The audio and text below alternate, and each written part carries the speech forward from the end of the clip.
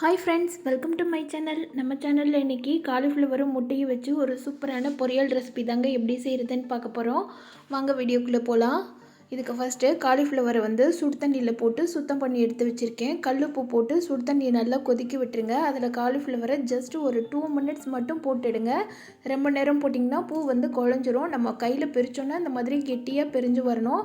அதனால் just 2 minutes மட்டும் போட்டுட்டு எடுத்து நார்மல் வாட்டரில் வச்சு க்ளீன் பண்ணி வச்சுருங்க. பூவோட சைஸ் இந்த அளவுக்கு இருக்கணும். கொஞ்சம் பெரிய சைஸாகவே கட் பண்ணிக்கோங்க. ரொம்ப குட்டியாக கட் பண்ணிங்கன்னா நம்ம பரட்டும் போது உதிர ஆரம்பிச்சிடும். அதனால் கொஞ்சம் பெரிய சைஸாக கட் பண்ணிக்கோங்க. இப்போ கடாயில் 3 ஸ்பூன் அளவு எண்ணெய் சேர்த்துருக்கேன். இதில் 2 ஸ்பூன் அளவு கடுகு உளுந்த பருப்பு போட்டு பொரிய விட்டுட்டு ஒரு கொத்து கருவேப்பிலை சேர்த்துக்கலாம். கருவேப்பிலை பொரிஞ்சோனியே பெரிய வெங்காயத்தை இந்த மாதிரி நீட்டமாக நறுக்கி வச்சுருக்கேன். வெங்காயம் முழு பெரிய வெங்காயம் 1 எடுத்திருக்கேன். அதை இந்த மாதிரி நீட்டமாக நறுக்கிக்கலாம். இதை கை வச்சு இந்த மாதிரி லைட்டாக உதிர்த்து விட்டிங்கன்னா நம்ம கட் பண்ணதுக்கப்புறமா இந்த மாதிரி உதிரியாக வர ஆரம்பிச்சிரும். வெங்காயம் கொஞ்சம் சீக்கிரமாக வதங்கிடும். இது கூட வெங்காயம் வதங்குறதுக்கு முன்னாடியே நம்ம எடுத்து வச்சுருக்கிற காலிஃப்ளவர் க்ளீன் பண்ணி வச்சுருக்கோம்ல, அது எல்லாத்தையும் இது கூட சேர்த்து வெங்காயம் காலிஃப்ளவர் ரெண்டத்தையும் ஒரே நேரத்துலேயே வதக்க ஆரம்பிச்சிடலாம். நீங்கள் ஃபஸ்ட்டே வெங்காயத்தை வதக்கிட்டு அதுக்கப்புறமா காலிஃப்ளவர் வதக்கும் போது வெங்காயம் இன்னுமே நல்லா மசிய ஆரம்பிச்சிடும். அது அந்தளவுக்கு நல்லா இருக்காது. இந்த மாதிரி நீங்கள் வதக்கும் போது காலிஃப்ளவரும் வெங்காயமும் ஒரே ஈவனாக வதங்கி வரும். அதனால் இந்த மாதிரி போட்டு காலிஃப்ளவர் வெங்காயத்தையும் ஒரே நேரத்தில் போட்டு வதக்க ஆரம்பிச்சிருங்க. இதை மீடியம் ஃப்ளேமில் வச்சு ஒரு லிட் போட்டு மூடி வச்சுருங்க. காய் நல்லா வேகட்டும்.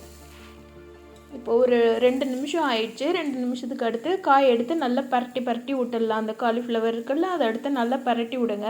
இல்லைனா அடியில் ஒட்டிட்டு வரும். நீங்கள் என்ன தான் நிறைய எண்ணெய் ஊற்றினாலுமே அடியில் ஒட்ட ஆரம்பிச்சிடும். அதனால் இடையில பரட்டி விடுங்க. இது மாதிரி ஒரு 5 நிமிஷம் மூடி வச்சு ஒரு 2 தடவை 3 தடவை எடுத்து பரட்டி விட்டிங்கன்னா பூ நல்லா வெந்து வந்துடும். இதுக்கு தண்ணி எதுவுமே நம்ம சேர்க்க போகிறது இல்லைங்க. நம்ம எண்ணெயிலேயே நல்லா சுருள வதக்கிட்டு அதுக்கப்புறமா எக் சேர்க்க போகிறோம். இந்த காலிஃப்ளவருக்கு தேவையான அளவு உப்பு சேர்த்துக்கலாம். உப்பு சேர்த்துட்டு வீட்டில் இருக்கிற குழம்பு பொடி காரத்துக்கேற்ப குழம்பு பொடி சேர்த்துக்கோங்க. நான் இன்றைக்கி 1 ஸ்பூன் அளவு குழம்பு பொடி சேர்த்துருக்கேன். கொஞ்சமாக மஞ்சள் சேர்த்துக்கலாம். எல்லாத்தையும் சேர்த்துட்டு நல்லா பரட்டி விட்டுடுங்க. காலிஃப்ளவர் ஓரளவுக்கு ஒரு 70% நல்லா வெந்ததுக்கப்புறமா நீங்கள் பவுடர்லாம் சேருங்க. அதாவது மிளகா பொடி அதெல்லாமே காலிஃப்ளவர் ஓரளவுக்கு நல்லா வதங்கி வரட்டும். அதுக்கப்புறமா சேருங்க. நீங்கள் ஃபஸ்ட்டே சேர்த்துட்டிங்கன்னா மிளகாப்பொடி லைட்டாக தீய ஆரம்பிச்சிடும். அதனால தான் ஒரு 70% வெந்ததுக்கப்புறமா மிளகாத்தூள் சேர்த்துட்டு இந்த டைமில் வேணும்னா கொஞ்சம் எண்ணெய் சேர்த்துக்கோங்க. எக்ஸ்ட்ராவாக சேர்த்துட்டு நல்லா பரட்டி விட்டுடுங்க. நல்லா பரட்டி விட்டுட்டு பூவும் ஒரு லிட் போட்டு மூடி வச்சுருவோம். ஏன்னா மசாலாலாம் பூவில் நல்லா இறங்கி வரணும்ல, அதனால் திரும்ப ஒரு 2 நிமிஷத்துக்கு மூடி வச்சிடலாம். பூ இன்னுமே நல்லா வெந்து வந்திருக்கும். இதெல்லாம் சேர்த்து நல்லா பரட்டி விட்டுடலாம். அது மாதிரி நீங்கள் காலிஃப்ளவர் பரட்டி விடும்போது ரொம்ப கிளறி பரட்டாமல் அடியிலேருந்து எடுத்து போட்டு ஒன்றோட ஒன்று ஒட்டாதபடிக்கு கிளறினீங்கன்னா தான் பூ நல்லா உதிரியாக வரும். இப்போ ஒரு 2 நிமிஷம் கழித்து லிட் போட்டு மூடி வச்சுருந்தோம்ல, அதை ரிமூவ் பண்ணிவிட்டு பார்த்திங்கன்னா பூ நல்லா வெந்து வந்திருக்கும். பூ வெந்துருச்சான்னு சொல்லிட்டு பார்க்குறதுக்கு லைட்டாக எடுத்து நசிச்சு பார்த்திங்கனாலே போதும். ஓவராலாக காலிஃப்ளவர் குக் ஆகிறதுக்கு ஒரு 5 மினிட்ஸ் தாங்க ஆகும். அதுவும் மூடி போட்டு வேக வச்சோன்னா இன்னுமே சீக்கிரமாக வெந்துடும். இப்போ இதில் மசாலாலாம் நல்லா மிக்ஸ் ஆகி வந்துருச்சு. அதுக்கப்புறமா கடைசியாக தான் நான் எடுத்து வச்சுருக்கிற முட்டை சேர்த்துருக்கேன். முட்டை ஒரு 4 முட்டை எடுத்துருக்கிறேன்.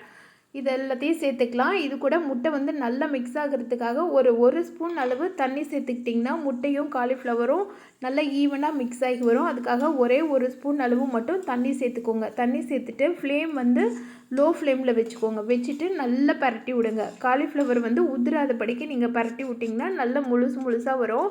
இப்போ நான் பாருங்கள், பரட்டுறது அடியிலேருந்து எடுத்து போட்டு முட்டையோடு சேர்த்து தான் பரட்டுறேன். ஆனால் பூ உதிராமல் வந்திருக்கு பாருங்கள், முழுசாக இருக்குது. அதே மாதிரி நீங்கள் பூ சுடு தண்ணியில் போட்டோடனே எடுத்துட்டிங்கன்னா தான் பூ நல்லா உதிராமல் வரும். நீங்கள் ரொம்ப நேரம் போட்டிங்கன்னா பூ மசிய ஆரம்பிச்சிடும். இதோட டேஸ்ட்டை இன்னுமே இன்க்ரீஸ் பண்ணுறதுக்கு ஒரு கைப்பிடி அளவு கொத்தமல்லி தலையை குட்டி குட்டியாக நறுக்கி வச்சுருக்கேன். அதையும் இது கூட சேர்த்துட்டு ஒரு லைட்டாக ஒரு பரட்டை மட்டும் பரட்டி விட்டு எடுத்துட்டோன்னா சூப்பரான காலிஃப்ளவர் முட்டை பொரியல் ரெடி ஆயிருங்க. இந்த டேஸ்டான முட்டை பொரியல் ரசம் சாதம் கூட சாப்பிட்றதுக்கு அவ்வளவு அருமையாக இருக்கும். அது மட்டும் இல்லை, நான் ஒரு நான்வெஜ் குழம்பு வச்சு இது கூட சேர்த்து சாப்பிட்டிங்கன்னா ஒரு எக் ரெசிபி, ஒரு வெஜிடபிள் ரெசிபி செய்த மாதிரி அவ்வளவு டேஸ்ட்டாக இருக்குங்க. இது சப்பாத்தி கூட ஸ்டஃபிங் வச்சு சாப்பிட்றதுக்குமே ரொம்பவே நல்லாயிருக்கும். காலையில் பிரேக்ஃபாஸ்ட்டுக்கு சப்பாத்தி கொடுத்திங்கன்னா இந்த மாதிரி செய்து கொடுங்க. பசங்களுமே விரும்பி சாப்பிடுவாங்க. இந்த டேஸ்டான காலிஃப்ளவர் எக் பொரியல் என்னோடய ஸ்டைலில் நான் செய்திருக்கேன். இந்த வீடியோ பிடிச்சிருந்ததுன்னா இந்த வீடியோவுக்கு லைக் பண்ணி சேனலை சப்ஸ்கிரைப் பண்ணாத ஃப்ரெண்ட்ஸ் எல்லாம் சப்ஸ்கிரைப் பண்ணிக்கோங்க. Thank you friends.